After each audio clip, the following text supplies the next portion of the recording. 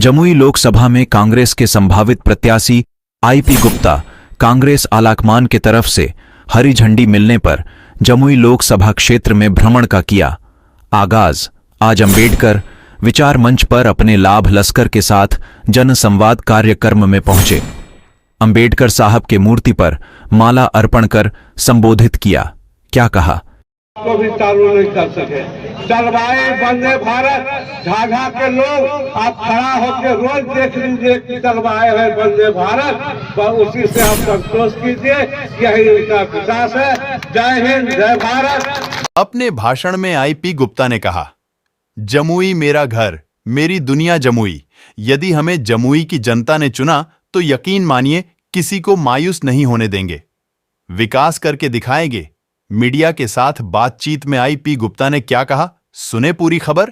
जैसा कि आज जनसंपर्क की शुरुआत आपने की है, झाझा के लोगों को बहुत सारी अपेक्षाएं सर रही है शुरू से ही, लेकिन संभवतः उन अपेक्षाओं की पूर्ति नहीं हुई। लाख प्रदर्शन हुए, कई तरह की नारेबाजी हुई, लेकिन किसी के कान में जू तक ना रहेंगे। क्या कहेंगे सर? देखिए, दो चीज़ें, जब जनता वास्तव में उदासीन हो जाती है तो जनप्रतिनिधि उसका बात सुनते नहीं।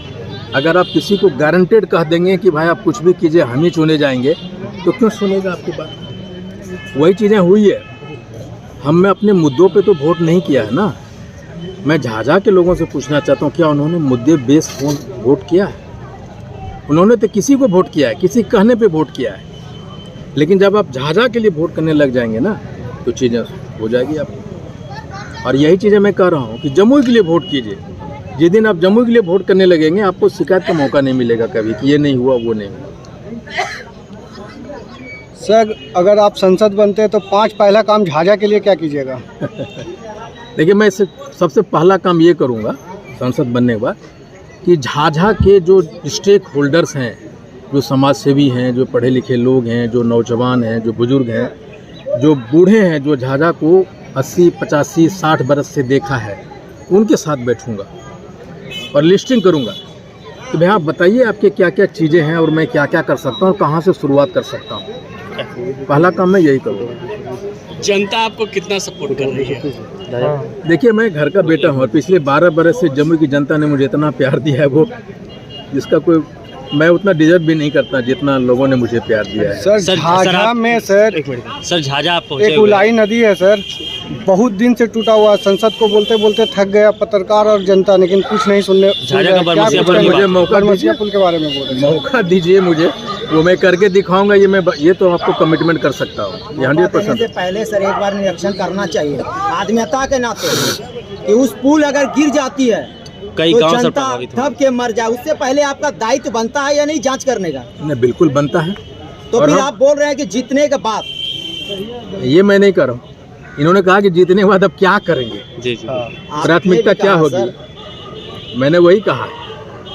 मौका दीजिए उसके बाद। सर, झाझा में लोकसभा चुनाव है और फुट ओवर ब्रिज आधा काम करके संसद जी खाली फोटो चमका रहे हैं, इसमें क्या कहना चाहेंगे आप? तो फोटो चमकाने में आपने मदद किया है ना उनको, यही दिक्कत है ना कि आज भी हम लोग, मैं क्या कर रहा हूँ कि झाझा के मुद्दे पर आप वोट करते हैं। अब मैं कहता हूँ झाझा के लिए वोट कीजिए, जमुई के लिए वोट कीजिए, आपकी चीज़ें बदल जाएगी भाई। मैं शुरू से बात कर रहा हूँ।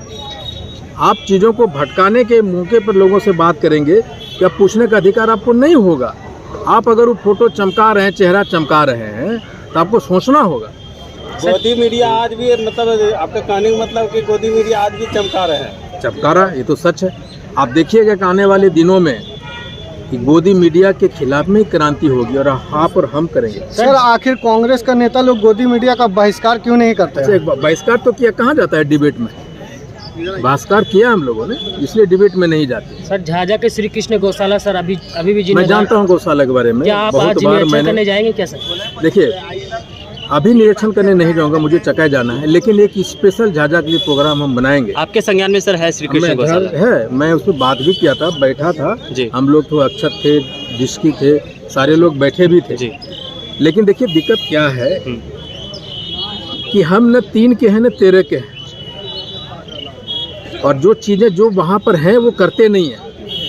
आज आपका मुद्दा आज का नहीं है, मैं कितने वर्षों से सुन रहा हूँ गौशाला के बारे में, फुट ओवर के बारे में। मैं कहा कि मैं जब झाझा आता था, इसे एक अजीब सी रौनक दिखाई पड़ती थी। That is missing as of today from the Jhajha. वो मुझे बचपन की चीज़ें याद आती है। मैं तो चाहूँगा ना कि अगर मुझे मौका मिलता है वो बचपन में चला जाऊँ, वही झाझा को वापस लाऊँ। भाई फुट ओवर कुछ चीज़ें हो जाती, कुछ घटना घटती है, कुछ ज़रूरी नहीं कि झाझा के लोग उस पर रहेंगे ना, कहीं और के भी लोग रह सकते हैं। इसलिए मेरा कि मुद्दे को देखिए और उसको वोट कीजिए, झाझा के लिए वोट कीजिए। और मैं ये आप मुझे एक दिन समय दीजिए, गौशाला जाऊँ, फुट ओवर देखूँ, या जो ब्रिज की बात आप कर रहे हैं वहाँ हर जगह हम जाएंगे देखेंगे निश्चित। अब वो मैं करूँगा। और उसे बता दीजिए, उससे इलेक्शन कोई लेना देना नहीं जी। इलेक्शन की वजह से उसको देखने जाएंगे, वो उसका कोई लेना देना नहीं है इलेक्शन। सर अंतिम सवाल आपसे सर, सांसद महोदय के एक प्रतिनिधि ऑलरेडी DRM में सलाहकार समिति के सदस्य होते हैं, बावजूद इसके झाझा अमृत भारत स्टेशन की श्रेणी में शामिल नहीं हो सका, जिसको लेकर लोगों ने कई बार अपने रोष को जो है व्यक्त किया है। इसको लेकर सर किस तरह से देखते हैं? इस तरह का जो सदस्य होते हैं ना, जिस तरह कमेटियाँ बनाया हुआ, ये कॉस्टोमेटिक इफेक्ट डालने के लिए होता है। आप कार्यकर्ता हैं और आपको सदस्य बना दिया, आपकी हैसियत नहीं होती वहाँ कुछ बोलने का। आपको फ्री पास चाहिए, आपको यहाँ से जाना है दिल्ली तो फ्री पास बैठ के जाइए, उसके अलावा आप क्या करते हैं? अरे भाई, एक साधारण आदमी भी धरती को पलट देता है। आप सुने हैं उनका नाम, अन्ना हजारे जी का। तो आप इच्छा शक्ति होनी चाहिए ना। आप अभी से लेकर शुरू से ये समिति सदस्य को निकालिए। क्या करता है? खाली एक बोर्ड लगाता है, रेलवे सलाहकार समिति सदस्य, अब सीना चौड़ा करके चलता है। अरे भाई, वहाँ क्या कर रहे हो? और कितना मीटिंग होता है उसको, और DRM कितना सुनता है इन लोगों को। इसलिए तो समितियों में सिर्फ और सिर्फ एक कॉस्मेटिक इफेक्ट देता है अपने लोगों को और वहाँ चुन के भेजता है, बस। तो सर क्या लगता है, विकास पे चुनाव होगा कि जात पात पे चुनाव होगा? देखिए, मैं बड़ा खरा खोटा बोलने वाला आदमी हूँ। अगर ये जात पात हमारे देश में नहीं होता तो ये जब आप जैसे लोग मंत्री का लिस्ट बनता तो इसमें दलित नहीं है, इसमें ब्राह्मण इतना बन गया, राष्ट्रपति आदिवासी हो गई, कौन उठाता भाई? प्रधानमंत्री बोलता मैं OBC का हूँ, संसद में कौन जात पात करता है? देश की सच्चाई है जात पात, आप इसको मिटा नहीं सकते हैं। ये ललिता जी, जयललिता, जब उनका देहांत हुआ तो उनको दफनाना था तो 3 दिन तक डेड बॉडी को रखा गया सिर्फ ये के लिए कौन ब्राह्मण है वो। भाई, ये सच्चाई है। आप मान लीजिए कि कोई इलेक्शन हो जाए हमारा, तो एक भूमियार नेता आएंगे, एक बाबू साहब नेता आएंगे, वो उन्हीं गाँव में जाता है भाई जहाँ जहाँ उनके जात के लोग हैं। ये सच्चाई है। लेकिन इन सारी चीज़ों से ऊपर हमारा जमुई है। आप बनिया रहिए, मैं पान रहूं, वो बाबू साहब रहे, कोई रहे, लेकिन रहना तो एक ही जगह है भाई। एक ही सिनेमा हॉल में सिनेमा देखना है, एक ही। सांसद महोदय के एक प्रतिनिधि ऑलरेडी DRM में सलाहकार समिति के सदस्य होते हैं, बावजूद इसके झाझा अमृत भारत स्टेशन की श्रेणी में शामिल नहीं हो सका, जिसको लेकर लोगों ने कई बार अपने रोष को जो है व्यक्त किया है। इसको लेकर सर किस तरह से देखते हैं? इस तरह का जो सदस्य होते हैं ना, जिस तरह कमेटियाँ बनाया हुआ, ये कॉस्टोमेटिक इफेक्ट डालने के लिए होता है। आप कार्यकर्ता हैं और आपको सदस्य बना दिया, आपकी हैसियत नहीं होती वहाँ कुछ बोलने का। आपको फ्री पास चाहिए, आपको यहाँ से जाना है दिल्ली तो फ्री पास बैठ के जाइए, उसके अलावा आप क्या करते हैं? अरे भाई, एक साधारण आदमी भी धरती को पलट देता है। आप सुने हैं उनका नाम, अन्ना हजारे जी का। तो आप इच्छा शक्ति होनी चाहिए ना। आप अभी से लेकर शुरू से ये समिति सदस्य को निकालिए। क्या करता है? खाली एक बोर्ड लगाता है, रेलवे सलाहकार समिति सदस्य, अब सीना चौड़ा करके चलता है। अरे भाई, वहाँ क्या कर रहे हो? और कितना मीटिंग होता है उसको, और DRM कितना सुनता है इन लोगों को। इसलिए तो समितियों में सिर्फ और सिर्फ एक कॉस्मेटिक इफेक्ट देता है अपने लोगों को और वहाँ चुन के भेजता है, बस। तो सर क्या लगता है, विकास पे चुनाव होगा कि जात पात पे चुनाव होगा? देखिए, मैं बड़ा खरा खोटा बोलने वाला आदमी हूँ। अगर ये जात पात हमारे देश में नहीं होता तो ये जब आप जैसे लोग मंत्री का लिस्ट बनता तो इसमें दलित नहीं है, इसमें ब्राह्मण इतना बन गया, राष्ट्रपति आदिवासी हो गई, कौन उठाता भाई? प्रधानमंत्री बोलता मैं OBC का हूँ, संसद में कौन जात पात करता है? देश की सच्चाई है जात पात, आप इसको मिटा नहीं सकते हैं। ये ललिता जी, जयललिता, जब उनका देहांत हुआ तो उनको दफनाना था तो 3 दिन तक डेड बॉडी को रखा गया सिर्फ ये के लिए कौन ब्राह्मण है वो। भाई ये सच्चाई है। आप मान लीजिए कि कोई इलेक्शन हो जाए हमारा, तो एक भूमियार नेता आएंगे, एक बाबू साहब नेता आएंगे, वो उन्हीं गांव में जाता है भाई जहाँ जहाँ उनके जात के लोग हैं। ये सच्चाई है। लेकिन इन सारी चीज़ों से ऊपर हमारा जमुई है। आप बनिया रहिए, मैं पान रहूं, वो बाबू साहब रहे, कोई रहे, लेकिन रहना तो एक ही जगह है भाई। एक ही सिनेमा हॉल में सिनेमा देखना है, एक ही हॉस्पिटल में जाना है। इसलिए जमुई के लिए एक इंक्लूसिव ग्रोथ के लिए वोट कीजिए। तो झाझा की जनता सर ये मानकर चल सकती है, अपेक्षा रख सकती है कि आईपी गुप्ता झाझा की ज्वलन समस्या को लेकर बहुत जल्द मुखातिब होने वाला है? आशा नहीं रखिए, 100% करवाइए।